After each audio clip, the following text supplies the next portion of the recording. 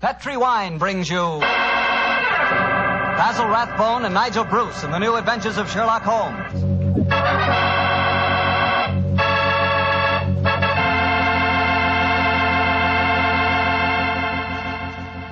The Petri family, the family that took time to bring good wine, invite you to spend the next half hour listening to Dr. Watson tell us another exciting adventure he shared with his old friend at Master Detective Sherlock Holmes. And I'd like to tell you about something you ought to share with your family before dinner. And that's Petri California Sherry. Because Petri Sherry can make that time before dinner a high spot in your day. That Petri Sherry is a truly fine wine. Its color is a deep amber, rich and inviting. And the wine is wonderfully smooth and full-bodied. Flavor, just swell. Honestly, I mean it when I say the best beginning a good meal ever had is a glass of Petri Sherry. Oh, and look, if some of your family like their sherry dry, not sweet, they'll really like Petri Pale Dry Sherry. So to be sure you please everyone, don't buy one, buy two. Buy the regular Petri Sherry and Petri Pale Dry Sherry. And be sure you look for those letters P-E-T-R-I, because they spell the proudest name in the history of American wines, Petri.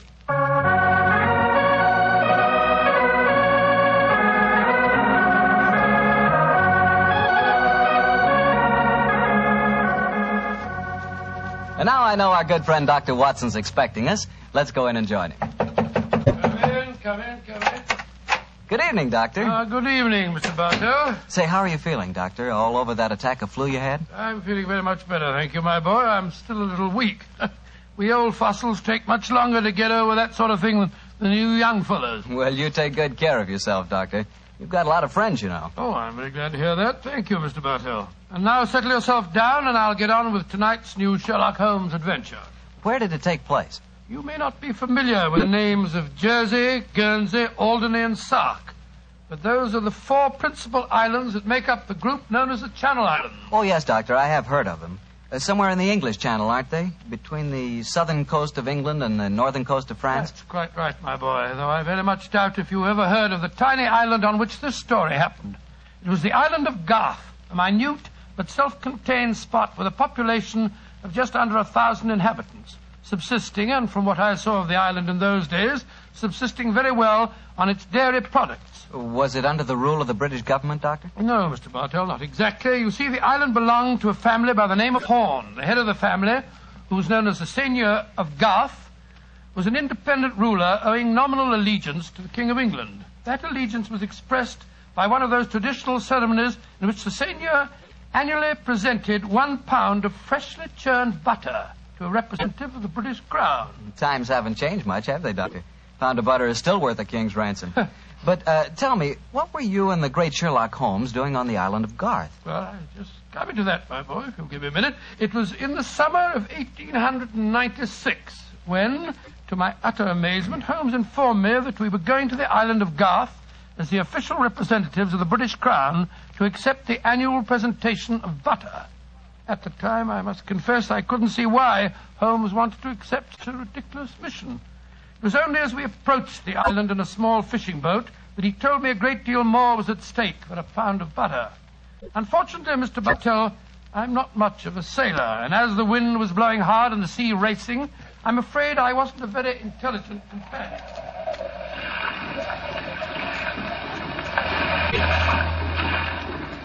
Cheer up, Watson. We'll soon be there. I hope so. I feel wretched, Holmes. I must say the whole trip seems utterly ridiculous to me. Plunging and bobbing about in a little boat in a raging torrent just because somebody wants to give somebody else a pound of butter. Dear old Watson, you don't really think our mission is so innocuous, do you? Then why are we going to the island of Garth? We're going to the island of Garth at the express wish of its present ruler, Martha Horne. Martha Horne? I never heard of her. Extremely spirited old lady. And the only woman who dared tell a certain resident of Windsor Castle that she looked devilishly dowdy for an empress. Great Scott, you mean that I mean, Watson, that Martha Horne's behests are not lightly disregarded. Obviously, she wishes to see me urgently. Also, my brother Mycroft put pressure on me. He reminded me that a visit to Garth might be closely allied to this emerald tie pin I wear.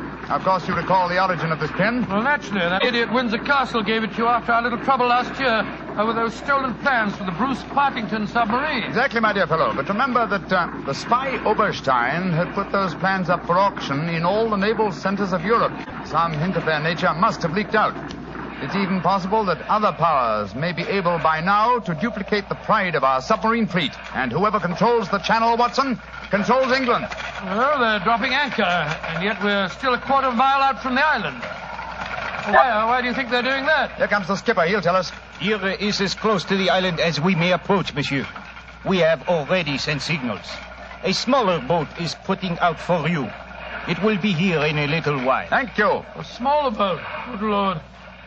Holmes, you were hinting at the naval significance of the island of Garth. Yes, old chap, I was. Well, what good would it be as a port if even a small boat like this can only come within half a mile of it? For a surface vessel, no. But we were speaking of submarines. Garth, I learned from the encyclopedia, boasts a magnificent interior cavern accessible only through underwater channels. Great Scott, an ideal natural harbor and dry dock for a submarine fleet. Precisely. And on the control of the island of Garth, Watson, may well rest the fate of the British Isles. Now, old chap, perhaps you see why Mycroft was so anxious for us to collect a pound of butter.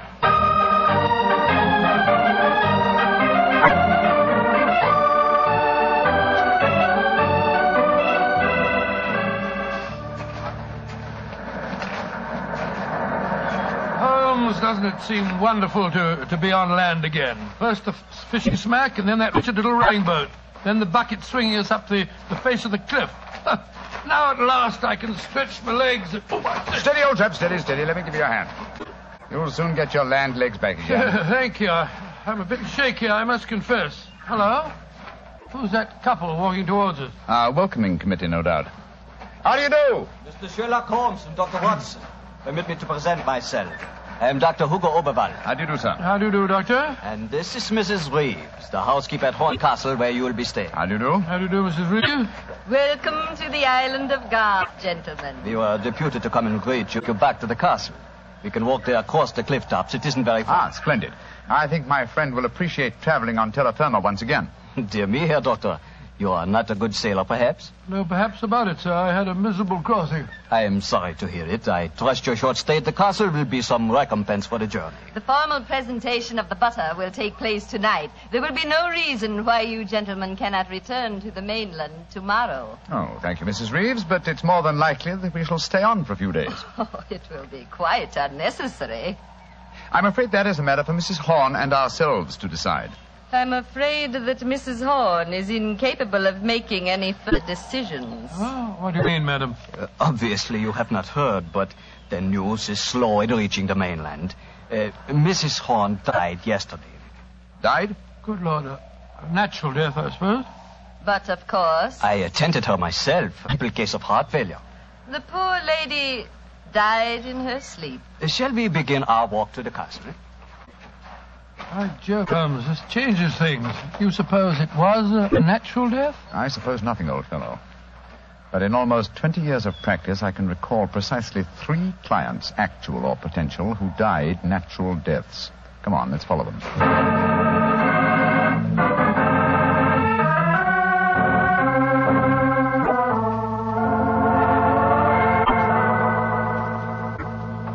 Mr. Sherlock Holmes, Dr. Watson, this is Mr. Christopher Horne, grandson of Mrs. Horne and the new ruler of Garth. How do you do? Hello. How do you do, sir? It's very nice of you fellows to come over here. Too bad you had to arrive just as the poor old gal kicked the bucket, though. Allow me to offer my condolences on your grandmother's death, sir. Yes, indeed, Mr. Horne. Thank you. It was a ghastly business. I found her, you know. Christopher. Frightful sight. There was an awful silly grin on the old dear's face, and... Don't you think it would be more to the point if you were to explain the ceremony in connection with tonight's presentation? You're right, Reevie. Reeve is a terrible tyrant, but she is efficient. Don't know what I'd do without her. Always ran everything for poor old Granny. Why, when the old girl was ill, she... Christopher, I gave you a schedule of the ceremonies this morning. What did you do with it? Dash it, Reevie, I don't know. Must have missed it. And I have my own copy in the study. I swear I don't know what I'd do without you. Excuse us a moment, gentlemen. I'll be back in a jiffy. Holmes, what in thunder's going on here? That boy's completely under the thumb of Mrs. Reeves. He was trying to tell us something, but that frightful woman kept changing the subject. He spoke of an awful, silly grin on the dead woman's face. Didn't that suggest something to you? By Jove, that's one of the characteristic symptoms of strychnine poisoning. Exactly, old fellow. And perhaps he was going on to mention the equally characteristic arching of the body. We've got to get Mr. Horne to ourselves for a little while, and you've got to examine the body of the dead woman. And it's going to be difficult. Is that a balcony outside the window? Yes, it is. Come along. Let's see what it leads to.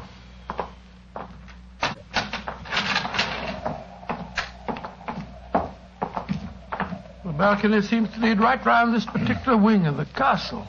Must have served as a lookout in the olden days. I wish the balcony were a little wider. It must be a sheer drop of a couple of 100 feet down to the rocks below. Yeah. Hello. These must be the windows of the room adjoining the one we just came out of. Let's go a little closer, shall we?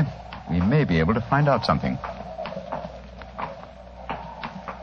Can you see anything? Yes. They're in there. Mrs. Reeves and the boy. She's leaving the room. Now's our opportunity. I'll tap on the window. He's seen it. He's coming to open it. What are you two doing out there? Admiring the view? Yes, my boy, it's quite beautiful. Mr. Horne. Yes, Mr. Holmes. I was a great admirer of your grandmother. And I was interested in what you were telling me of her death. She had a grin on her face, you said. Yes, it was awful. Her body was all hunched up like a croquet hoop. Really? Of course, Dr. Oberwald said it was perfectly all right, but I must say it seemed dashed odd to me. Yes, it was far from all right, I assure you. And you started to say something else. What was it? Let me see. You said, when she was ill... Oh, yes, that was a silly business. When she was ill, she thought she was in danger from poisoning, so she made Mrs. Reeves taste all her food and drink. Did she really? Where is your grandmother's body now? In the West Wing. The funeral's to be tomorrow morning. I see. Where did Mrs. Reeves go? I'm here on the balcony behind you, gentlemen, listening to your conversation with the greatest interest. Christopher, let me warn you. These men are the emissaries of the British government. They would stop at nothing to take the island over. These men are trying to influence you against me, against Reevy, who has looked after you ever since you were born, and who tries to protect you now that your grandmother has gone and you are alone. Yes, I know, Reevy, but after all... That is your pride as the head of the Horne family, the Seigneur of Garth. The Garth that I'm trying to save for you. This man is completely unscrupulous. He was about to accuse me of murder. Weren't you, Mr. Sherlock Holmes? The thought had occurred to me, Mrs. Reeves. Of course it had, because you wished to poison Christopher's mind against me. Well, Mr. Holmes, we have no police on the island of Garth. Our only law is the word of the Seigneur, and Christopher now holds that title. Seigneur, what do you say? Will you allow an Englishman to blind you by accusing me of being a murderess? Mr. Holmes, Dr. Watson, I shall meet you at the ceremony tonight. Beyond that, I don't care to speak to you again. Good day.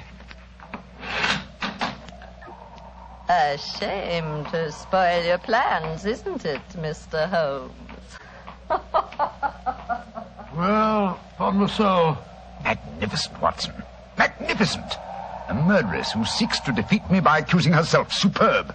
It's a new game, my dear fellow, and one that must be played to a finish.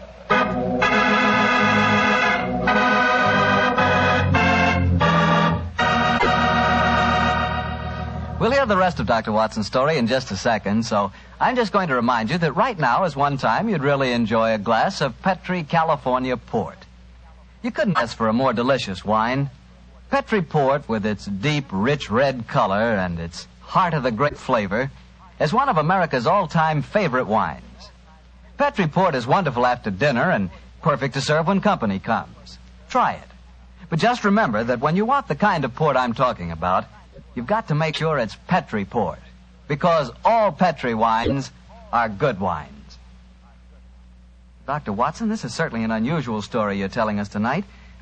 What happened after Mrs. Reeves left you and Sherlock Holmes standing on the balcony? We retired to our rooms and had a quiet and lonely lunch.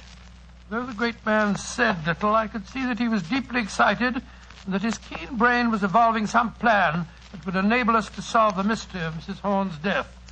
After lunch, he started to descend the stairs leading to the main hall of Garth Castle. As we did so, Holmes said... Watson, we're in no danger ourselves. Mrs. Reeves knows that we're here as emissaries of the British government. Yes, and if we didn't return with the butter within a few days, there'd be a British dreadnought here looking for us. However, I am in danger of one of my worst defeats. My professional pride is piqued. If only I could... Watson. Yes, Holmes? If at any time today I slip you a note, don't read it at once, but... Shh. Here comes Mrs. Reeves. Precisely, Watson. I entirely agree. If I do not make the test on Mrs. Horne's body within 24 hours of her death, it will be useless. I must make it by 3 o'clock this afternoon. Mr. Holmes. Oh, yes, Mrs. Reeves. I want to apologize for my behavior before lunch. I was intolerably rude. Oh, please, no.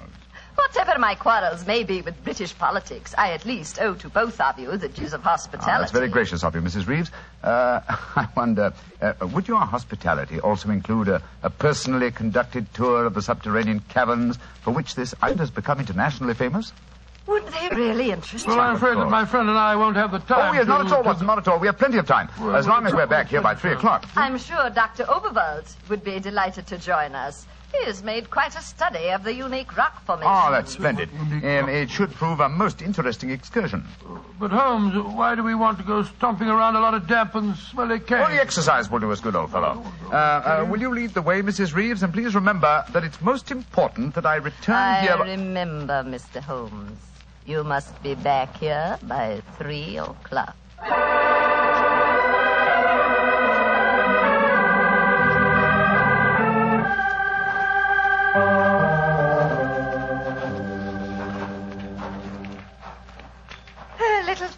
Mr. Holmes, and we shall reach the giant cavern. Most interesting. Watson and Dr. Oberwald seem to have lagged behind us somewhat. They will be here in a moment.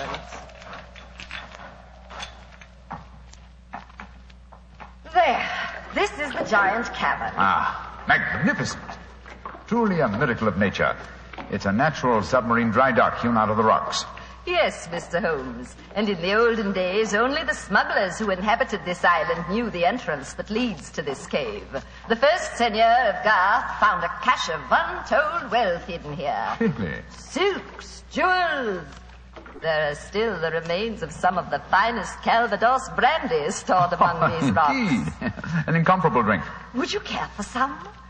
It is our custom whenever visitors honor us with their presence to offer them a glass. I should be delighted. There is a natural shelf here in the rocks. Perfect hiding place. Here you are, Mr. Holmes. And here is a glass.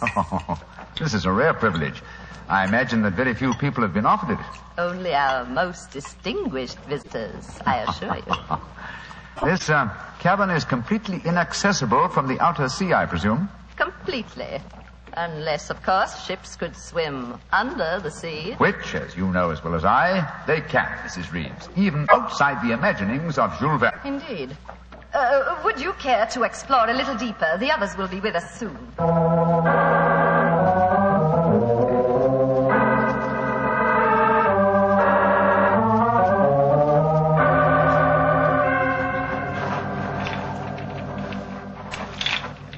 Dr. Oberwald, the others seem to be some way ahead of us. Yes, they do, don't they, Doctor? Holmes?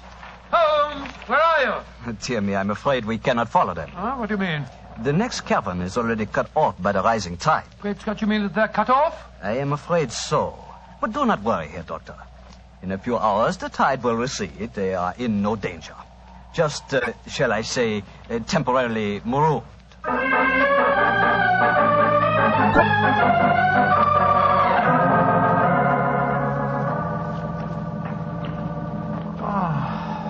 I can't understand it. I'm getting confoundedly sleepy. I'm so sorry. I'm afraid that we stayed here longer than I intended. I fear that we are cut off by the tides. Cut off? By the tide? We're in no danger. In a few hours, we should be able to return. But I'm afraid I cannot get you back at 3 o'clock, which was the time I promised. But it's vital. Absolutely vital that I get back. I'm so sleepy. But please, keep talking. I must keep awake.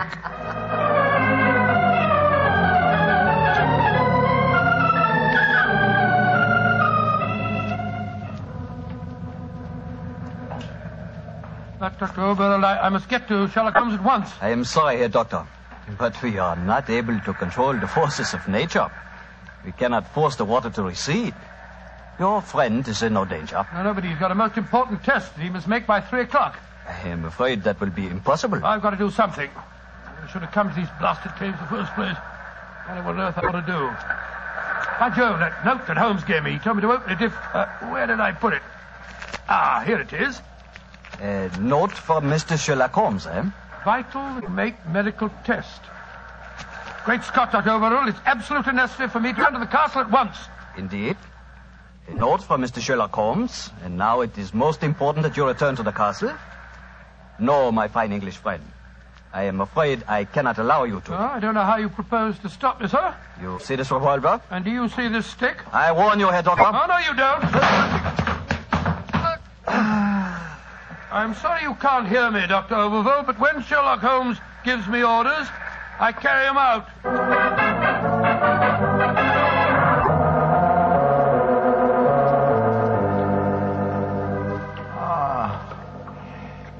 Mrs. Reeves, are we still trapped by the tide? Well, what time is it? 5 o'clock. I'm afraid that you'll be a trifle late for your important appointment. What a pity. You deliberately trapped me here. You drugged the brandy and kept me a prisoner. Did I? Now, why should I do that, Mr. Holmes? Because you're greedy of power. That's obvious in your domination of that pleasant though weak young man who is now Senior of Garth. I'm sure your beliefs would find support in certain ideologies now arising in Germany. Your choice of a German doctor as an accomplice in your plans would support that theory. And what might my plans be? I should say that you're determined to give Garth as a submarine base to Germany. With this island in their power, they could control the channel. Very interesting. And I suppose, as well as being a spy, I'm responsible for Mrs. Horne's murder? You and Dr. Oberwald between you? She was too strong for you. You had to get her out of the way. You probably made subtle attempts on her life at first, the origin of which you did not realize, but which caused her eventually to send for me. My arrival forced your hand, and so you and Dr. Oberwald resorted to the quite unsubtle expedient of poisoning her. All pure supposition, Mr. Holmes. The only law on this island is Christopher Horne. Do you suppose he'll believe you? No, I suppose he won't. You've outwitted me, Mrs. Reeves. I walked into your trap just as you intended me to. Then in that case, you may collect your pound of butter tonight and return to the mainland tomorrow. Mrs. Reeves, how much longer do we have to wait for the tide before we can make our way back to the castle? We can leave now. We could have left at any time. There's another secret entrance that is above the tide level. I merely had to make you overstay the hour of your test. I could not risk Christopher's seeing definite proof. Come now. I shall lead you back. You fool.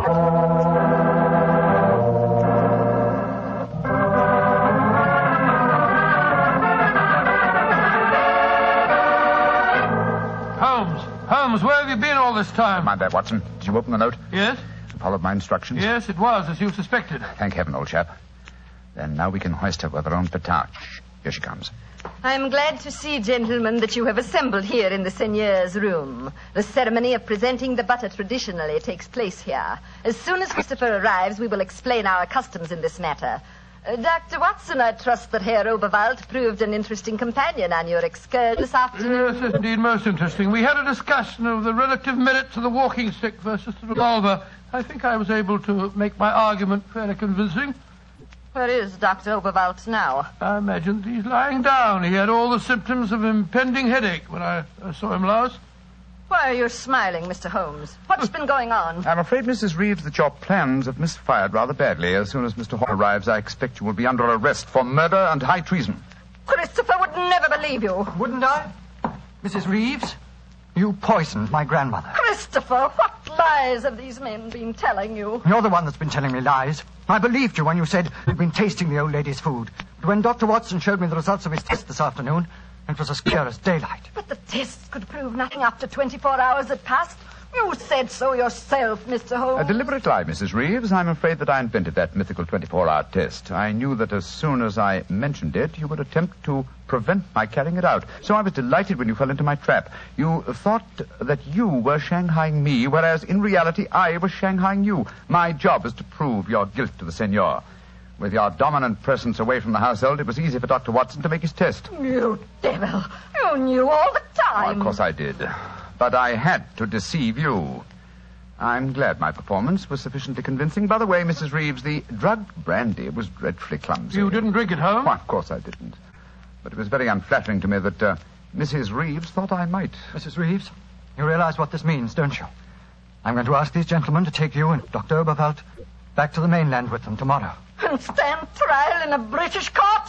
Never. I was born on the island of Garth. I have lived here all my life, and I shall die. What are you up to? Stop! She's going out on the balcony. One day, Garth will belong to Germany.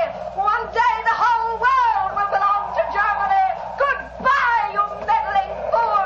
Goodbye. Great Scott, she's gone. It must be a couple of 100 feet to the rocks below. What a dreadful thing. I still can't believe she was a murderess and a traitor.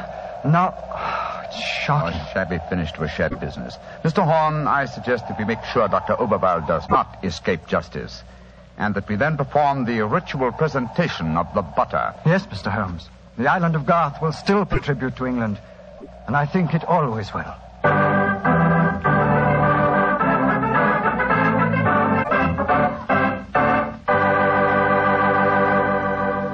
Well, Doctor, that was some story. So Germany didn't get the island of Garth after all. No, Mr. Bartell. In fact, in after years, the island proved to be an invaluable submarine base for England. Say, what about the pound of butter? Did Holmes get it? Oh, yes. But why are you so interested in the butter? Are you kidding? In our house, butter is our second most favorite topic of conversation. Your second most favorite? Well, what's your favorite topic of conversation? Remember, you asked me. Petri wine. Oh, as if I didn't know. Doctor, that Petri wine is something to really talk about. You know, the Petri family has been making wine for generations. Why, the art of making fine wine is their heritage, handed down from father to son, from father to son. Believe me, when it comes to turning luscious, sun-ripened California grapes into fragrant, delicious wine, the Petri family really knows how. And they're proud of their wine, too. That's why the name Petri on a bottle of wine really means something. It's the personal assurance of the Petri family that every drop of that wine is good wine. It ought to be, because Petri took time to bring you good wine. Well, Dr. Watson, what new Sherlock Holmes adventure do you have lined up for us next week? Next week, Mr. Bartell, I'm going to tell you a story that took place on the Sussex Downs many, many years ago. It concerns a young girl, a painter in watercolors, and a very wise old lady. I call it The Adventure of the Living Doll.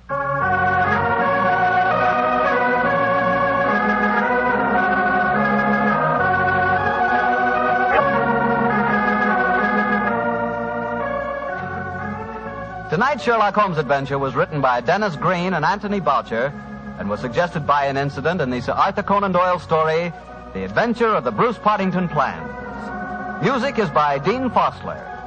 Mr. Rathbone appears through the courtesy of Metro-Goldwyn-Mayer, and Mr. Bruce through the courtesy of Universal Pictures, where they are now starring in the Sherlock Holmes series.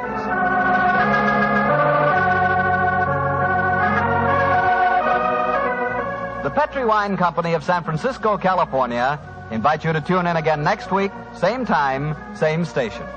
Sherlock Holmes comes to you from our Hollywood studios.